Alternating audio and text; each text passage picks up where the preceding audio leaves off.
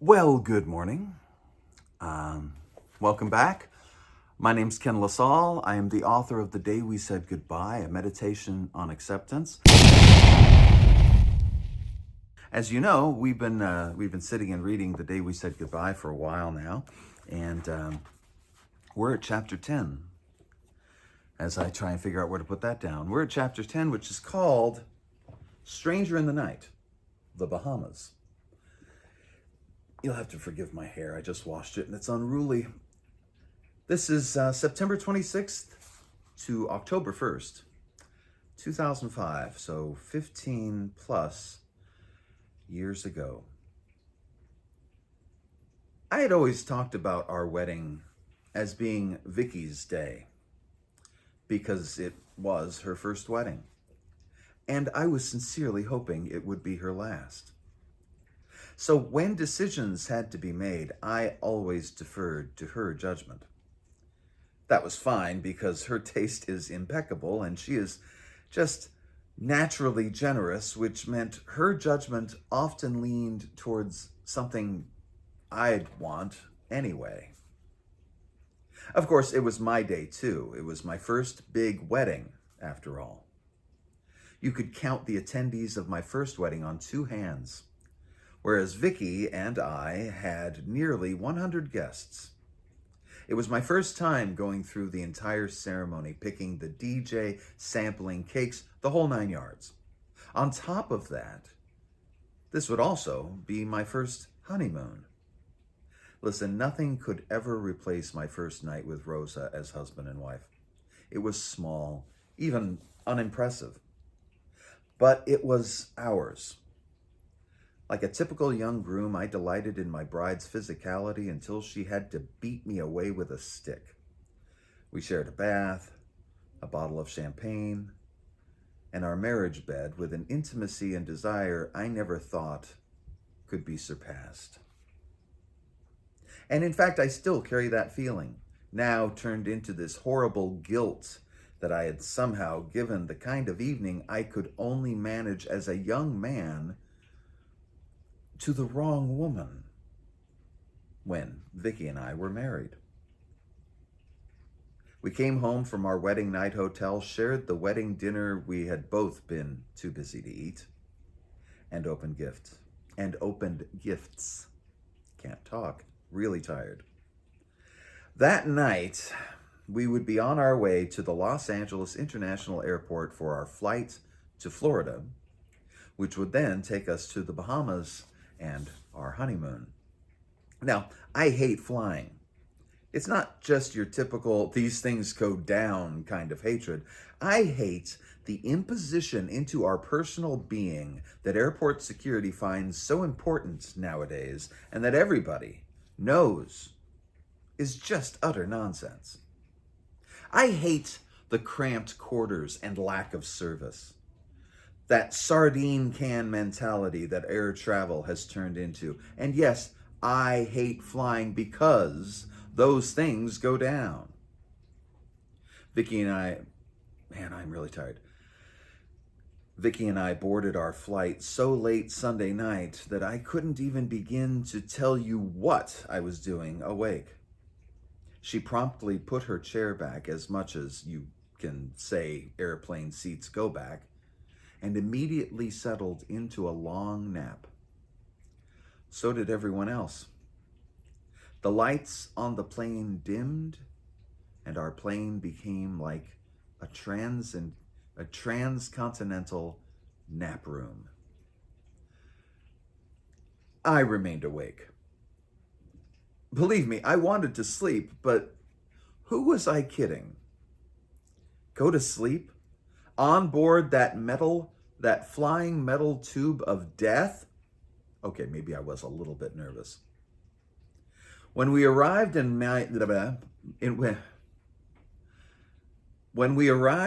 Miami, Florida, daylight had risen and everyone on board was awake and fully rested, except me. On top of that, the humidity level outside the airport was somewhere just below what was needed to boil water. I tried to go outside for a cigarette, but could only smoke about half of it before the cigarette became drenched in the thick mist, the heavy muck we were breathing, and my own sweat. Yep, I was loving Florida. I went back inside and told Vicky, I can't endure another moment. A whole week of this? I can't. My idea of a dream vacation had always included regions of the world that were actually habitable by humans. Vicky told me the weather in the Bahamas would be different, much nicer.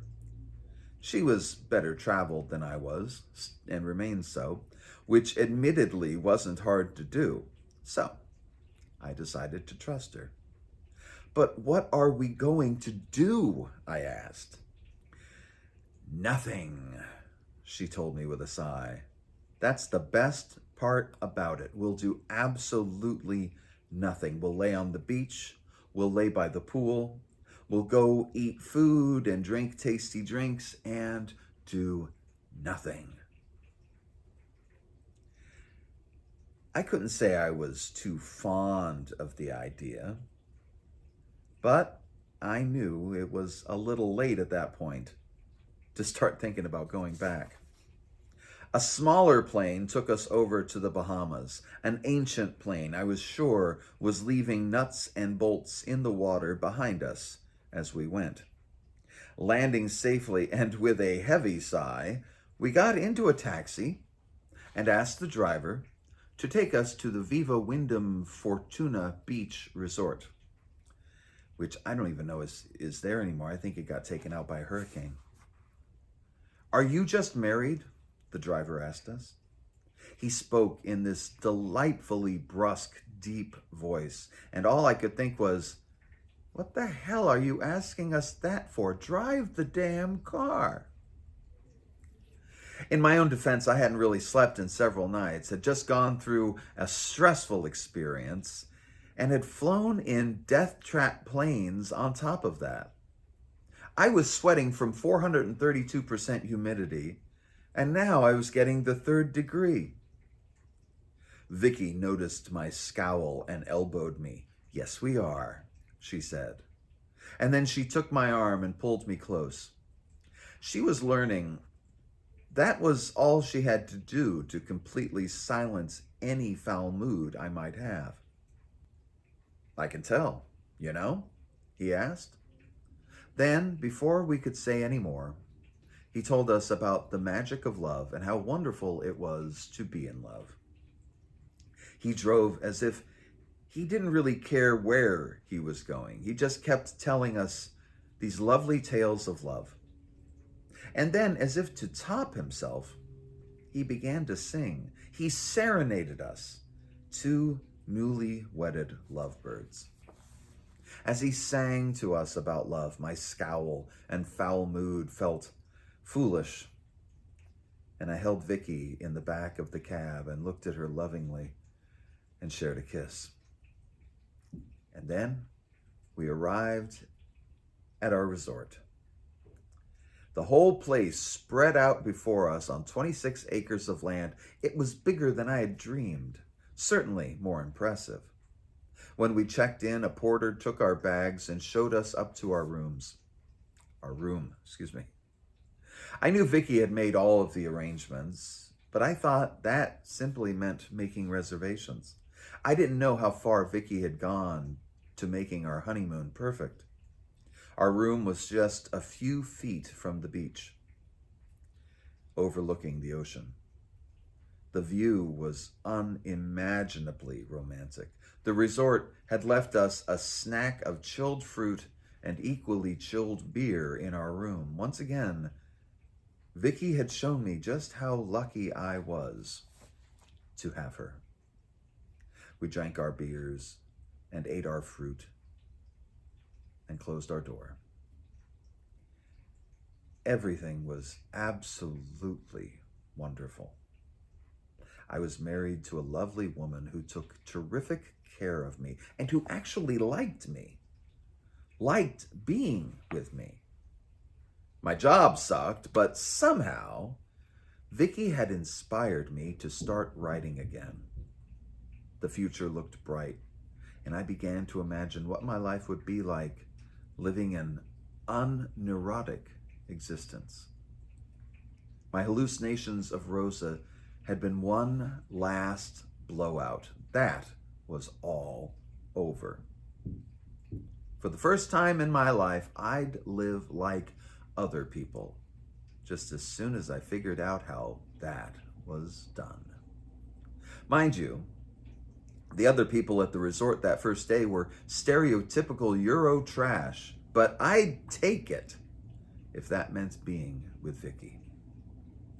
By the time we went to bed that night, we were exhausted from a full day of new discoveries. The bar in the activity room, the bar at the beach where snacks were always being prepared, the paths and the pools, the buffet, and the pizza bar at night where you could grab pizza until almost midnight. Neither of us had been to an all-inclusive resort before, and it's a good thing our first experience was so good. That would change later. Vicky went to bed and I crawled in beside her and was wide awake. Crap. Insomnia. After you've been an insomniac for a while, and at 39 years of age, I was an old pro, you know when sleep just isn't going to happen. I told Vicky I would just take a little walk to help me sleep. But that walk turned into a long night of walking and thinking and smoking and drinking and waiting for sleep. I found British cigarettes for sale in a vending machine and a juice bar opened all night. I would stretch out the lounge chairs by the pools and watch the stars and wait for dawn to come. And that's how I spent the next several days. Vicky would wake up and we would enjoy the day together, eating and drinking and lounging and snorkeling and exploring and lounging and drinking and eating. Then, when night came, Vicky would go to sleep and I would stay awake. As day turned to night and then back to day again, day after day, my hopes of normality faded and I became desperate for sleep. I have to say I probably wasn't making Vicky's vacation that much fun either, as exhaustion made me edgier and edgier. By Friday night, Vicky's concern was clear. I had gone about a week without sleep by then. In my mind, I had ruined our honeymoon, and that just made my emotional state more of a wreck. But I was judging my new marriage on the experience I had with my old marriage, a marriage in which things could get ruined at the drop of a pin. I still didn't understand that Vicky was far too easygoing to be mad at me for not sleeping, though I was afraid that was the case. I went out Friday night as Vicky slept and walked the resort. I smoked and drank and walked until I finally found myself sitting by the pool in a recliner. One of the side effects of long-term insomnia is that my perception of time becomes very choppy. So when I say I found myself in a chair, that was literally the case. I looked around the resort and I saw them, 2 of them. I knew immediately that this was something new for me. In all the years I'd been hallucinating, I'd never seen more than one person and had never before hallucinated myself. All the same, there they were. Walking towards me were 2 different versions of myself. One of me at 21 years of age, long hair and young face, hopeful for the future and in love with Rosa. As he approached me, he told me about how important love is and how much we need it in our lives. The other version of me was 36 years old. He had gone through a divorce with Rosa.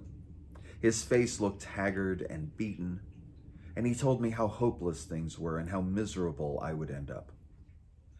I sat out there at 39, not knowing how to reply. As they approached me, they both began to fade and slowly dissolve into nothing. And I realized that seeing Rosa at my wedding had not been the end of what I sometimes called my mental difficulties. This wasn't over. Normality would not come quite so easily.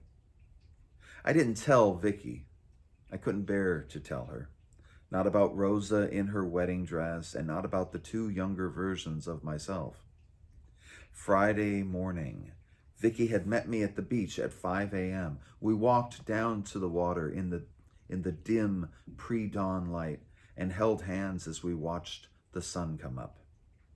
It was a moment we had both wanted to share because sunrises aren't so dramatic on the West Coast. And I watched Vicky smile and relax into the new day. That's how she was on our honeymoon, simply enjoying a week in the tropics with the man she loved. As my brain fizzled and popped and refused to work right. But I tried to play along. There were times on our honeymoon when my mind did work right, and I could enjoy moments that were simply amazing. During one such moment, we sat by the pool and watched a small rain cloud approach us. It dropped its cool rain on the beach as it approached, then on the concrete by the pool. Then it doused us with rain like a blessing from heaven on that hot island before it moved on. One of my last memories in the Bahamas was of Vicky and me